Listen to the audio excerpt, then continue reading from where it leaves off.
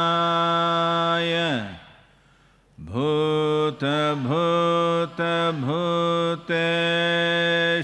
भूतभूतभूतेश्वराय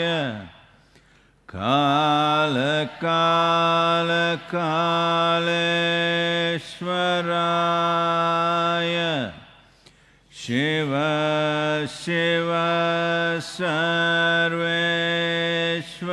सर्वेश्वराय शम्भो शम्भो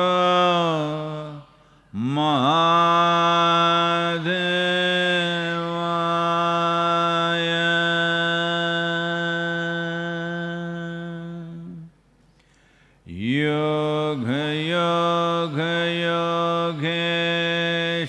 योगयोगयोगेश्वराय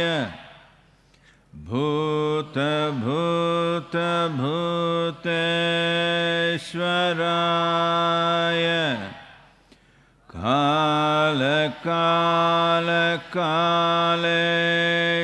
कालकालकालेश्वराय शिव शिव सर्वेश्वराय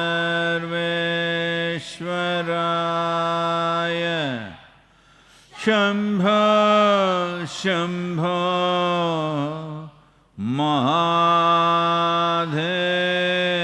महादेवाय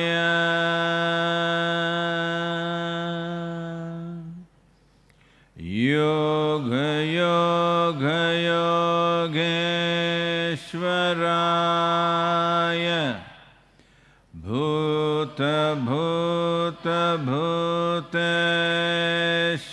भूतभूतभूतेश्वराय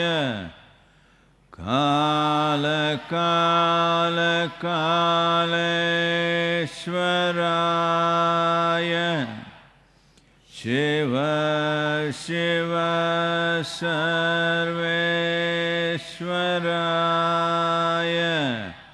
शम्भो शम्भो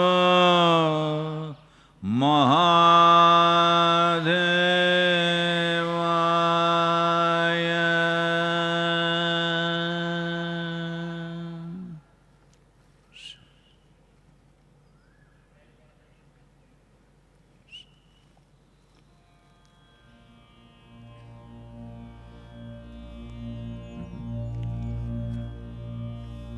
शरीरं स्वरूपं यथा वा कलत्रं यशश्चारुचित्रं धनं नेरुतुल्यं गुरोरङ्घ्रिपद्मे मनश्चेन लग्नं ततः किं कलत्रं धनं पुत्रपौत्रादिशतं गृहं बान्धवः सर्वमेतद्विजातं गुरोरङ्घ्रिपद्मे मनश्चेन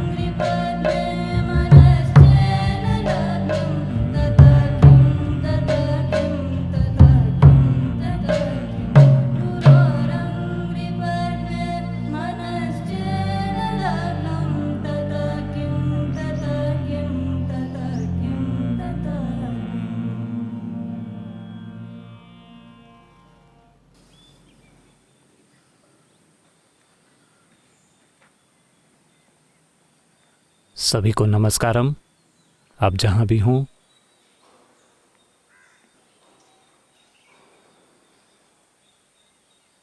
तो दुनिया भर में स्थिति उसी तरह से जारी है। अमेरिका ने 45,000 मौतों को पार कर लिया है और मेरे ख्याल से 4 से ज़्यादा देशों में या 4 देशों ने 20,000 मौतों को पार कर लिया है। वैसे कुछ जगहों पर यह थोड़ा सीसॉ जैसा खेल रहा है, ये एक तरह से नीचे गया और अब फिर से ऊपर जा रहा है। जैसा मैंने पहले कहा है, हम सिर्फ इंसानी बर्ताव को नियंत्रित कर रहे हैं। हमें वायरस से निपटने का एक भी तरीका नहीं मिला है और वायरस कई सारी नई क्षमताएं दिखा रहा है और अलग स्तर की काबिलियत दिखा रहा है, और जो नुकसान ये कर सकता है उसका एक अलग स्तर भी, जिसे मोटे तौर पर एक श्वसन संबंधी समस्या समझा गया था, अब वो कई जगहों पर चला गया है।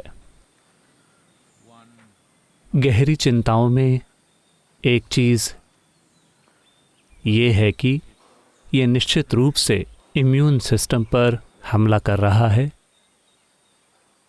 और भी गहरी चिंता का विषय ये है कि ये स्नायु तंत्र पर भी असर डाल रहा है और मस्तिष्क को एक स्तर का नुकसान पहुंचा रहा है।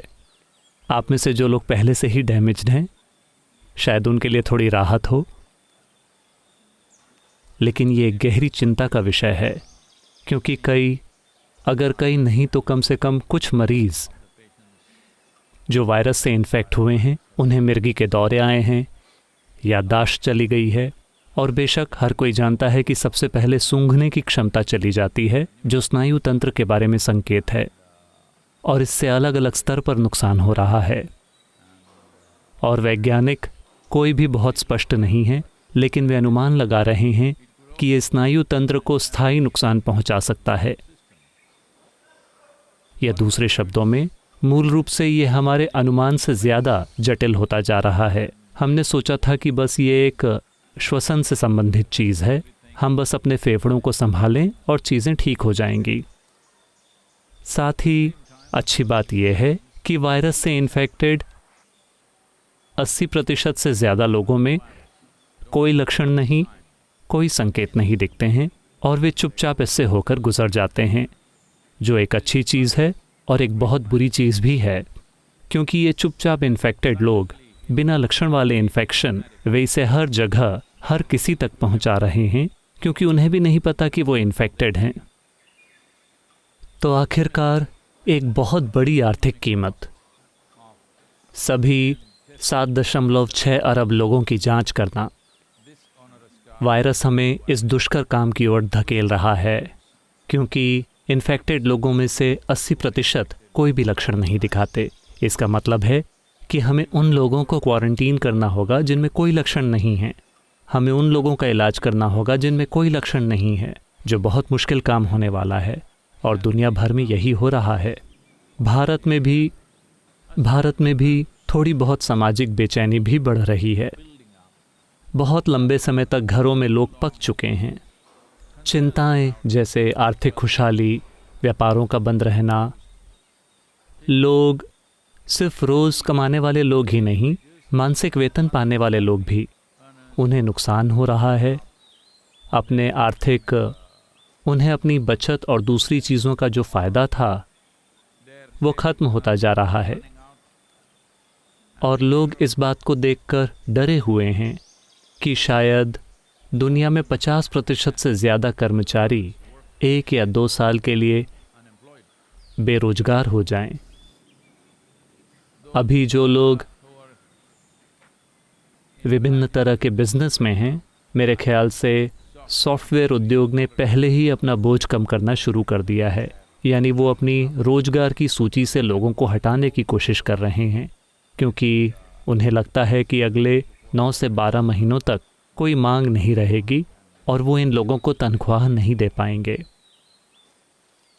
कपड़ा उद्योग, उन्हें लगता है कि 80% नौकरियां 1 या 2 साल के लिए जा सकती हैं, क्योंकि फैशन और कपड़े कुछ समय के लिए फैशन से बाहर हो जाएंगे, जो कि मैंने सुना है कि जो लोग पर्यावरण के सेनानी हैं वो सब कह रहे हैं कि यही चाहिए था, ये अच्छा है, लोग कम कपड़ों के साथ जी सकते हैं। ये सब बिल्कुल सच है, लेकिन ये समय उस भाषा में बात करने का नहीं है। मैं अतीत में वो भाषा बोलता रहा हूँ, लेकिन अभी जब लोग बड़े पैमाने पर अपनी नौकरियां खो रहे हैं, ये उन फ़ायदों का जश्न मनाने का समय नहीं है। उन फ़ायदों को एक सुनियोजित तरीके से संभव करना होगा, ऐसे निर्दयी तरीके से नहीं। तो चुनौतियां कई गुना होती जा रही हैं, लेकिन देश अपना धैर्य खो रहे हैं। देश लॉकडाउन को कायम रखने की अपनी ताकत खो रहे हैं। बहुत बहस चल रही है हर जगह, क्या ये लॉकडाउन वाकई ज़रूरी है, या चलो बाहर निकलते हैं और हमें जो करना है वो करते हैं, देखते हैं वायरस क्या करता है। इस तरह का साहस प्रदर्शन चल रहा है। लेकिन साथ ही मेरे ख्याल से 2.5 लाख से ज़्यादा लोग मर चुके हैं, है ना?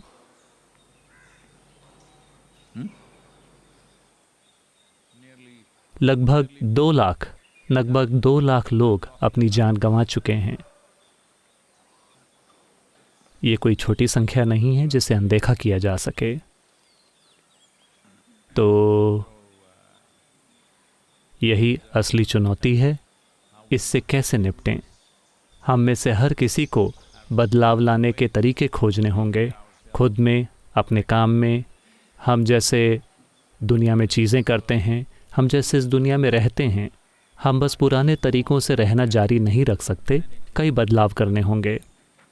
भारत की केंद्रीय सरकार ने एक अध्यादेश जारी किया है कि अगर आप हमला करते हैं या किसी तरह से धमकाते हैं किसी भी स्वास्थ्यकर्मी को, डॉक्टर को या नर्स को, या किसी भी ऐसे व्यक्ति को जो वायरस इन्फेक्शन को नियंत्रित करने के लिए काम कर रहा है, तो एक नया कानून आया है जहां आपको बिना जमानत के गिरफ्तार किया जा सकता है। आप 5 से 7 साल के लिए जेल जा सकते हैं।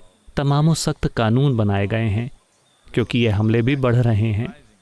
वो नहीं चाहते, कुछ लोगों को यकीन नहीं है कि उन्हें इस वायरस से कोई असर होगा, और वो उन मेडिकल कर्मियों पर हमला कर रहे हैं जो उनका इलाज या उनकी जांच करने जाते हैं। वो अपनी जांच नहीं कराना चाहते क्योंकि उन्हें डर है कि उन्हें ज़बरदस्ती अस्पताल ले जाया जाएगा या क्वारंटीन में रखा जाएगा। तो सारे सामाजिक मुद्दे उठ रहे हैं,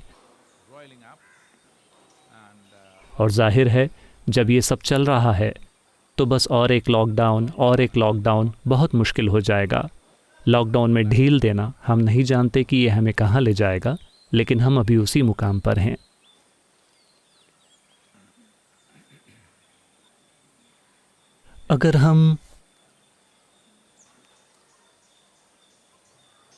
अगर हम सभी पक्षों पर ध्यान नहीं देते हैं, हमें वायरस पर बहुत ध्यान देना चाहिए। हमें उन लोगों पर ध्यान देना चाहिए जो कह रहे हैं कि ये मानवता को ख़त्म कर सकता है। हमें उन लोगों पर ध्यान देना चाहिए जो कहते हैं कि कुछ भी नहीं होगा, हम बस बाहर जा सकते हैं और जो चाहे कर सकते हैं, आर्थिक इंजन को फिर से चालू कर सकते हैं। और इनके बीच हज़ारों अलग अलग तरह के लोग हैं, उन सभी को सुनना महत्वपूर्ण है। एक काफ़ी हद तक सही निर्णय लेने के लिए मुझे नहीं लगता कि कोई भी वास्तव में बिल्कुल सही निर्णय ले सकता है, क्योंकि किसी के पास इस बात की पूरी समझ नहीं है कि ये क्या कर सकता है और ये मानव समाज में कैसे आगे बढ़ सकता है। कम से कम एक तकरीबन सही तरह का निर्णय लेने के लिए हमें सब कुछ चाहिए।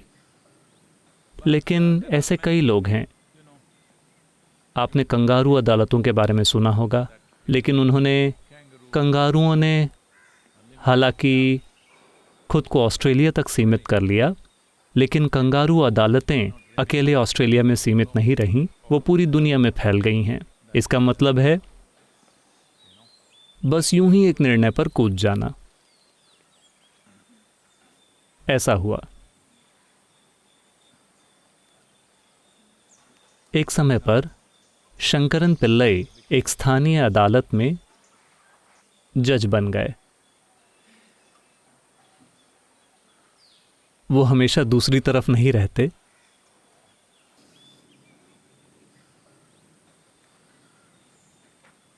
तो तब उन्होंने रिकॉर्ड संख्या में फैसले लिए। तो वो उन्हें एक पुरस्कार देना चाहते थे क्योंकि वो अधिकतम मामलों को निपटा रहे हैं। फिर इस पुरस्कार देने वाली समिति ने उनसे पूछा, आप ये कैसे करते हैं? आप सबसे अधिक संख्या में निर्णय दे रहे हैं। शंकरन पिल्लई ने कहा, मैं केवल आरोप पक्ष की बात सुनता हूं। उन्होंने कहा, क्या आप बचाव पक्ष को नहीं सुनते? नहीं, अगर मैं दोनों को सुनता हूं तो मैं कंफ्यूज हो जाता हूं, इसलिए मैं सिर्फ एक को ही सुनता हूं। इस तरह के बहुत सारे लोग हैं।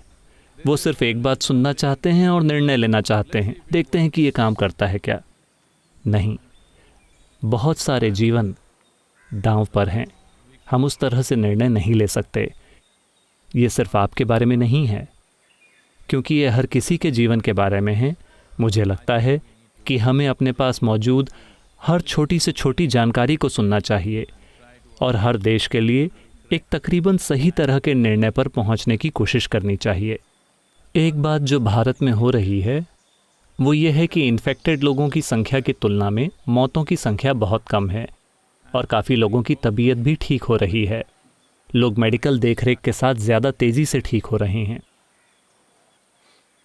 तो क्या ये उनमें कोई नुकसान करके जा रहा है? लंबे समय में क्या प्रभाव होने वाला है? इन बातों का बाद में मूल्यांकन किया जा सकता है, लेकिन आपने उन्हें अपने पैरों पर वापस खड़ा कर दिया। ये महत्वपूर्ण है। तो ये एक अच्छा संकेत है। शायद उन मायनों में हम थोड़े अधिक प्रतिरोधी और लचीले हों, लेकिन अमेरिका में हुई मौतों की संख्या बहुत चिंताजनक है। मौतों की संख्या इतनी अधिक क्यों है? जब मेडिकल देखरेख जल्द से जल्द मिल रही है और आमतौर पर ज़्यादातर लोगों के लिए सबसे बेहतरीन मेडिकल सुविधाएं उपलब्ध हैं, फिर मृत्यु दर इतनी अधिक क्यों है? कई व्याख्याएं हैं। उनमें से कुछ कह रहे हैं क्योंकि एक बात तो यह है कि बड़ी आबादी बुजुर्ग लोगों की है, लेकिन ये सही नहीं है, क्योंकि जब आप मरने वाले लोगों के आयु वर्ग को देखते हैं तो 40 और 60 के बीच के बहुत सारे लोग मर रहे हैं। 40 के नीचे भी कई लोग हैं, लेकिन उनका प्रतिशत कम है। एक और व्याख्या यह है कि उनमें से बहुत से लोग किसी न किसी तरह की लत के शिकार हैं। जिन लोगों को किसी चीज़ की लत होती है उनका इम्यून सिस्टम हमेशा बहुत कमज़ोर होता है, और बिल्कुल संभव है कि ये कारण हो सकता है, क्योंकि किसी चीज़ की लत होना बहुत सामान्य माना जाता है। बात बस इतनी है कि मैं आपसे कुछ कम बुरी लत का आदी हूँ, इसलिए मैं आपसे बेहतर हूँ। इस तरह का रवैया शायद ये कहर ढा रहा हो, लेकिन ये एक ऐसी चीज़ है जिसे ठीक से वैज्ञानिक तरीके से देखने की ज़रूरत है।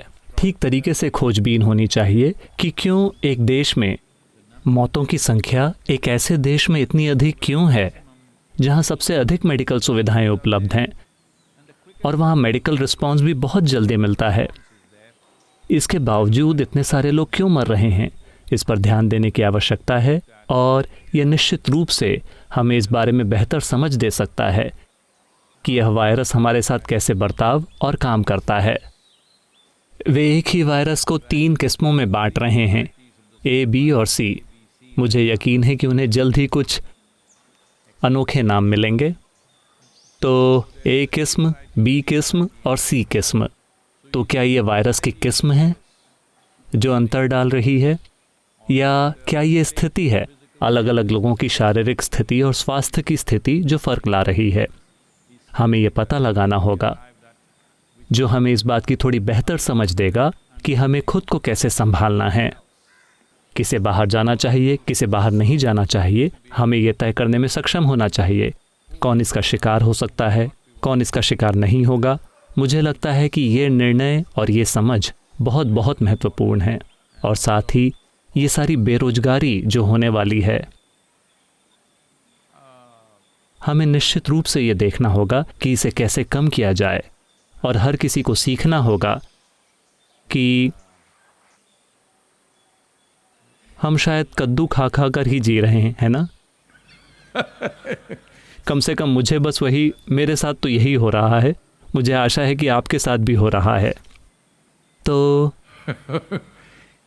हम अपनी जीवन शैली को कैसे कम से कम करें ताकि हर किसी को किसी न किसी तरह की नौकरी मिल सके, यानी कम वेतन लेना, ताकि बहुत सारे कर्मचारियों को निकालने के बजाय हर कोई 50% वेतन पर जा सके और हर किसी के पास एक नौकरी हो, और इस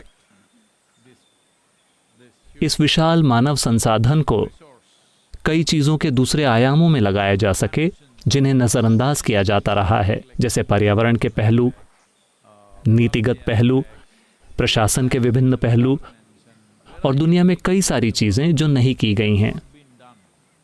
अब जब बाजार बंद चल रहे हैं, जब बाकी की गतिविधियां कम हैं, मुझे लगता है कि ये इस पर ध्यान देने का समय है। लेकिन ये बोलना आसान है और करना मुश्किल, क्योंकि लोगों को पुनर्गठित करना, लोगों को नई दिशा देना, उन्हें प्रशिक्षित करना, उन्हें गतिविधि में शामिल करना कोई आसानी से होने वाली चीज़ नहीं है।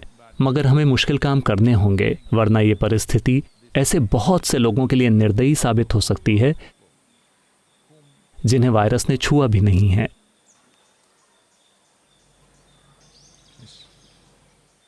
ये सवाल शशांक ने पूछा है। आपने कहा है कि हम कितने विवशतापूर्ण हैं और हमारा कर्म कैसा है, इसके अनुसार हम कुछ खास परिस्थितियों को आकर्षित करते हैं। हमारा जीवन खुद को उसके अनुसार व्यवस्थित कर लेता है।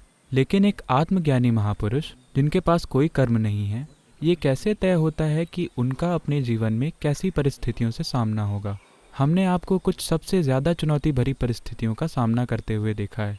ये सब कैसे काम करता है?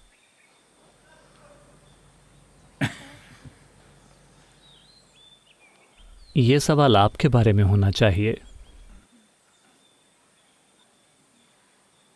तो जिसने भी आपको बताया कि एक आत्मज्ञानी जीव के पास कोई कर्म नहीं होता, एक आत्मज्ञानी जीव के पास ढेर सारा कर्म होता है, दूसरों से कहीं कहीं ज़्यादा। हाँ, क्योंकि कर्म के बिना अगर आप ऊर्जा के एक स्तर पर हैं तो कर्म के थोड़े भार के बिना आप शरीर से जुड़े नहीं रह सकते। यही वजह है कि 99% समय आत्मज्ञान और शरीर त्यागना एक साथ होते हैं। क्योंकि अगर आप जानबूझकर खुद को बांधते नहीं हैं ढेर सारे भारी भरकम किस्म के कर्म से, तो आप शरीर से चिपके नहीं रह सकते। पहली चीज़ है ये समझना कि कर्म कोई नकारात्मक कचरा नहीं है। आप जो हैं वो सिर्फ अपने कर्म के कारण ही हैं। जब हम कहते हैं कर्म, तो हम यादों की उन कई परतों की बात कर रहे हैं जो आपको वो बनाती हैं जो आप हैं। विकास प्रक्रिया की यादें हैं जो आपको एक इंसान बनाती हैं। मान लीजिए कि आपके शरीर ने अपनी विकास प्रक्रिया की यादें खो दी, तो शायद आप रेंगना शुरू कर दें, क्योंकि आप एक इंसान हैं, किसी जानकारी से नहीं, बल्कि आपके शरीर की हर कोशिका में ढेर सारी विकास की प्रक्रिया की यादें बसी हुई हैं जो आपको एक इंसान बनाती हैं। आपने देखा है, जब हम कुछ कार्यक्रम करते हैं जिनका संबंध होता है कर्म के गहरे स्तरों पर जाने से या उसमें अपनी उंगलियां डालने से, जैसे संयमा, कुछ लोग रेंगना शुरू कर देते हैं, कुछ लोग अलग अलग चीज़ें करने लगते हैं। ऐसा सिर्फ इसलिए है क्योंकि हम कुछ चीज़ों को गहराई में डुबा रहे हैं। ये उस विकास की प्रक्रिया के कर्म को छू रहा है और चीज़ें हो रही हैं। तो ज़बरदस्त मात्रा में कर्म मौजूद है। विकास की प्रक्रिया से शुरू होकर या उससे भी पहले तत्वों का कर्म मौजूद है। हम उस बारे में बात नहीं करेंगे, वो बहुत ज़्यादा जटिल है। लेकिन आप विकास प्रक्रिया के कर्म को समझते हैं। मान लीजिए, देखिए, अभी शाम के समय मेंढक बहुत खुश हैं, चाहे जो भी कारण हो, वो क्वा क्वा क्वा कर रहे हैं। मुझे नहीं पता कि किसने मेंढक की पप्पी लेकर उसे इंसान बनाने का संबंध ढूंढा।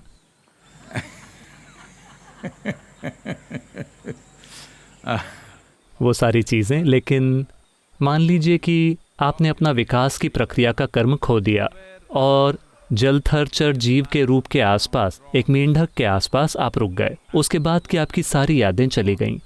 हो सकता है कि आप एक राजकुमारी हों, लेकिन अचानक आप एक मेंढक बन जाएंगी। हाँ, क्योंकि ये याददाश्त आपके शरीर की हर कोशिका में इस हद तक बसी हुई है जो आपको एक इंसानी रूप देती है और इंसान होने का एहसास देती है। तो आप जो हैं, मूल रूप से आपका आकार और रूप बस कर्म ही है, क्योंकि ये याददाश्त है। इस तरह से इसके कई स्तर हैं, मैं उन सब के बारे में बात नहीं करूँगा। एक जेनेटिक कर्म है, उसके कारण आपकी एक खास तरह की नाक है, एक खास तरह की त्वचा है, खास तरह के तौर तरीके हैं, कुछ मात्रा में क्षमताएं और अक्षमताएं हैं। जेनेटिक कर्म है।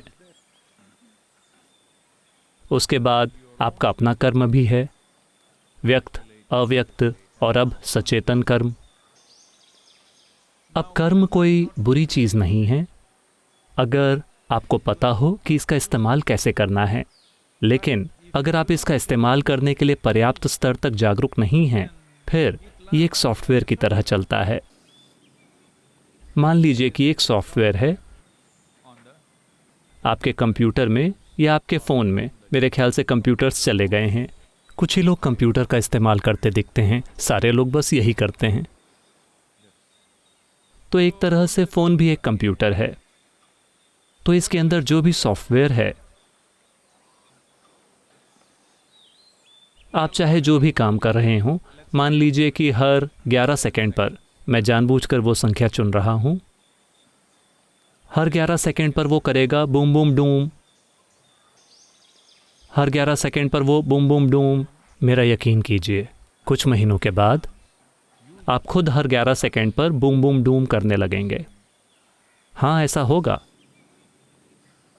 लेकिन सॉफ्टवेयर सिर्फ फ़ोन में है।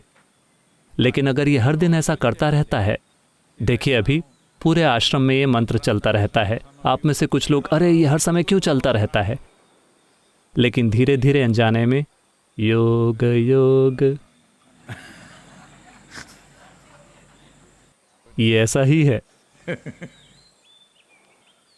हम आपकी प्रोग्रामिंग मुक्ति की दिशा में कर रहे हैं। आपके आसपास के कई लोग और आप खुद भी शायद बंधन के लिए खुद की प्रोग्रामिंग कर रहे हों, क्योंकि कई सारे लोग हमेशा किसी न किसी चीज़ के साथ बंधन बनाने की कोशिश करते रहते हैं, क्योंकि उन्हें लगता है कि सिर्फ खुद को किसी चीज़ या किसी व्यक्ति से बांधकर ही उन्हें सुरक्षित महसूस होगा। अगर एज के साथ आपका बॉन्ड बन जाता है तो वो बॉन्डेज बन जाता है। नहीं, मैं बस आपके साथ खेल रहा हूँ। लेकिन सारे बंधन अचेतन रूप से विकसित होते हैं और अचेतन रूप से आपके भीतर मौजूद होते हैं और बंधन बन जाते हैं। तो बंधन यूँ होते हैं, मानो एक नाविक किसी जगह पर लंगर डाल देता है ताकि नाव वहीं रहे। अगर कोई छोटा मोटा तूफान आता है तो भी नाव कहीं और न चली जाए, इसलिए आप एक लंगर डाल देते हैं, जो कि एक बहुत अच्छी चीज़ है अगर आप एक ही जगह पर सुरक्षित रहना चाहते हो तो। लेकिन आप एक नाव में इसलिए हैं क्योंकि आप यात्रा करना चाहते हैं। तो अगर आप 5-10 लंगर डाल देते हैं तो जाहिर है कि आप सुरक्षित रहेंगे, लेकिन आप कभी यात्रा नहीं करेंगे। तो आपको अपना मन बनाना है, आप यात्रा करना चाहते हैं या आप सुरक्षित रहना चाहते हैं। तो आपने मुझे हर तरह की परिस्थितियों से होकर गुजरते देखा है, हर तरह की। मुझे नहीं पता कि ये सवाल कौन पूछ रहा है, उन्हें कैसे पता कि मैं किस किस चीज़ से होकर गुजर रहा हूँ। कई सारी चीज़ें, हर तरह की बकवास, ढेर सारी शानदार चीज़ें भी, ढेर सारी बिल्कुल शानदार चीज़ें, लेकिन ढेर सारा कचरा भी मेरे पास आता है। तो उनका नाम क्या है? वो उनका असली नाम है? निशांत? शशांक? कोई भी शशांक मेरे इतने करीब नहीं रहे हैं कि मेरी तरफ आने वाली सारी बकवास को देख पाएं। खैर, अगर शशांक को काफ़ी जानकारी है क्योंकि उनकी मेरे आसपास रहने वाले किसी व्यक्ति तक पहुंच है, या वो बस ये सब न्यूज़ में पढ़ रहे हैं, सारी बकवास। दुर्भाग्य से न्यूज़ में वो केवल बकवास ही छाप रहे हैं। मेरे साथ जो शानदार चीज़ें होती हैं आमतौर पर वो उसे नहीं छापते। वो उनका कर्म है।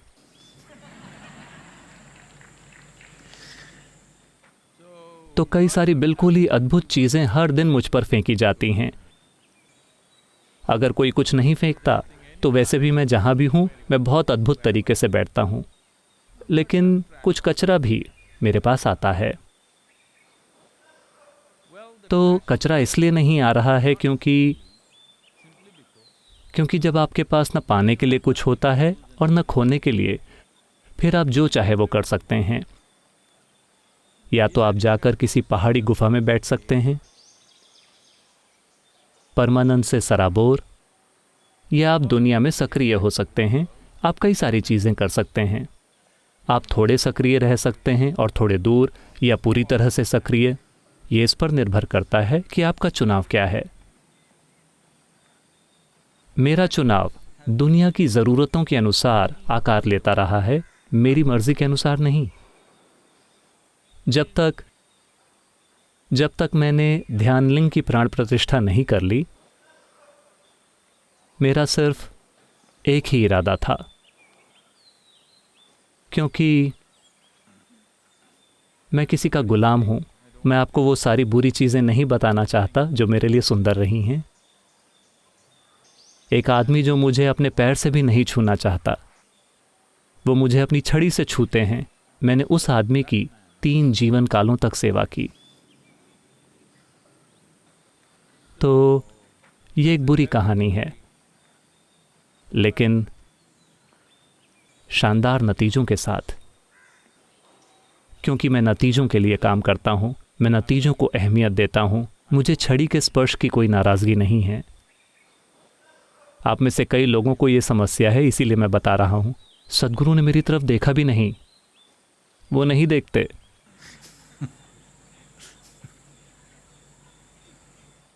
तो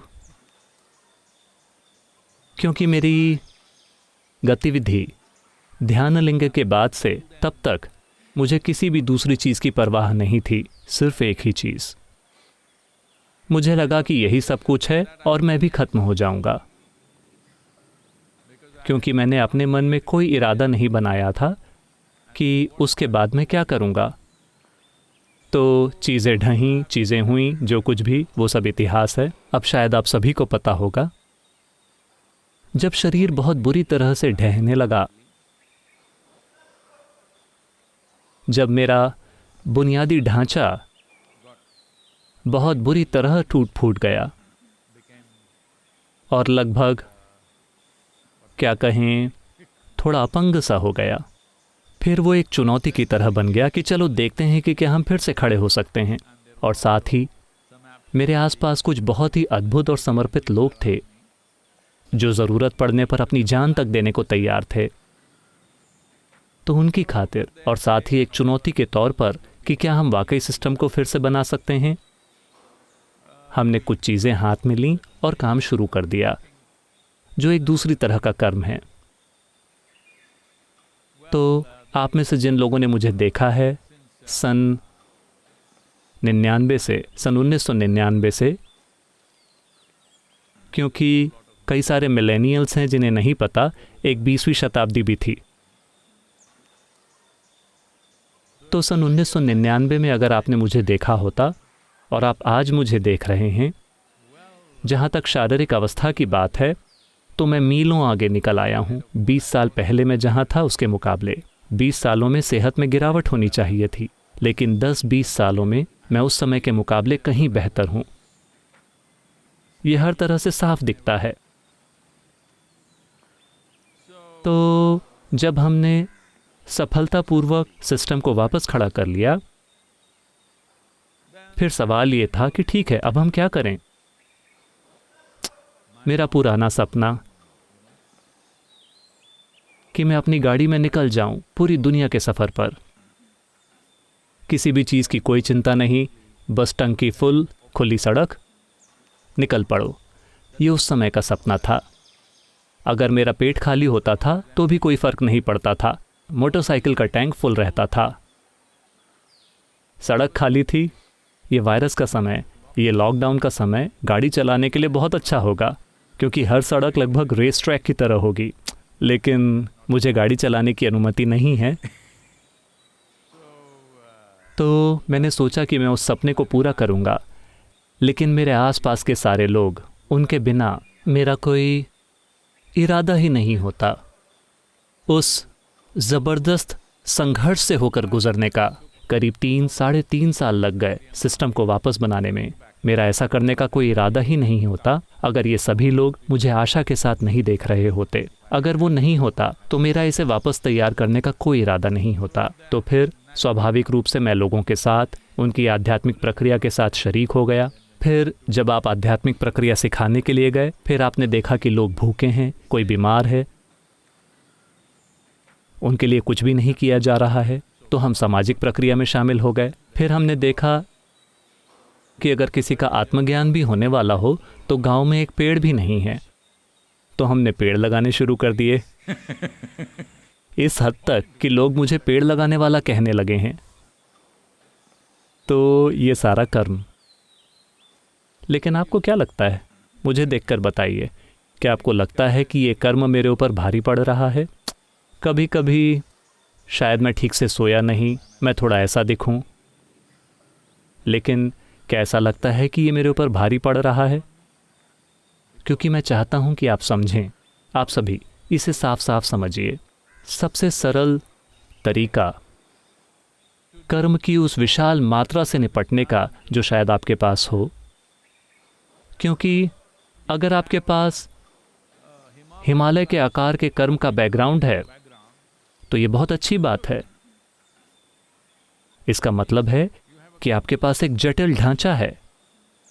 लेकिन अगर ये जटिल ढांचा आपको यातना देता है और आप अपनी यातना का इस्तेमाल अपने आसपास के हर व्यक्ति को यातना देने के लिए करेंगे, फिर ये एक तबाही है। लेकिन अगर आप इस जटिलता का इस्तेमाल करते हैं, क्योंकि जटिलता की ज़रूरत है बहुत महत्वपूर्ण समाधानों को सुलझाने के लिए।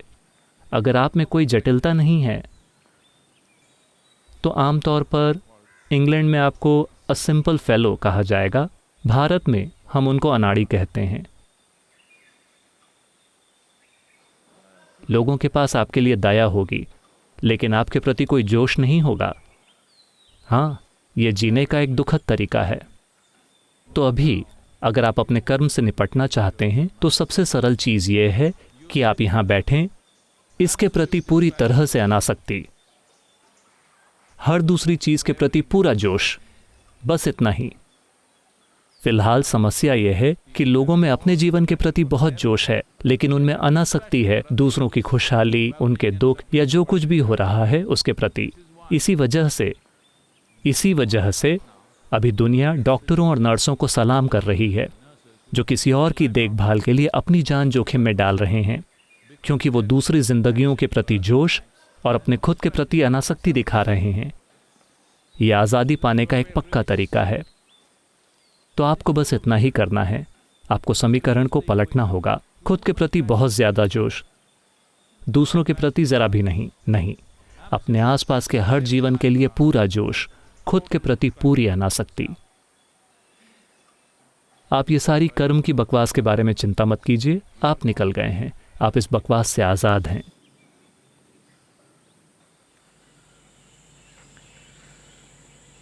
योग योग योगेश्वराय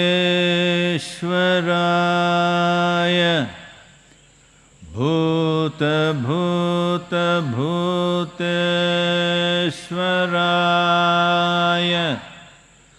काल काल कालेश्वराय शिव शिव सर्वेश्वराय शम्भो शम्भो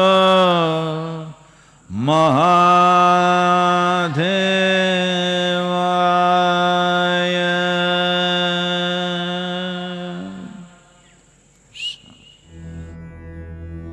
योग योग योगेश्वराय भूत भूत भूतेश्वराय काल काल कालेश्वराय शिव शिव सर्वेश्वराय शम्भो शम्भो महादेवाय योग योग योगेश्वराय भूत भूत भूतेश्वराय काल काल कालेश्वराय शिव शिव सर्वेश्वराय शम्भो शम्भो महादेवाय योग योग योगेश्वराय भूत भूत भूतेश्वराय काल काल कालेश्वराय शिव शिव सर्वेश्वराय शम्भो शम्भो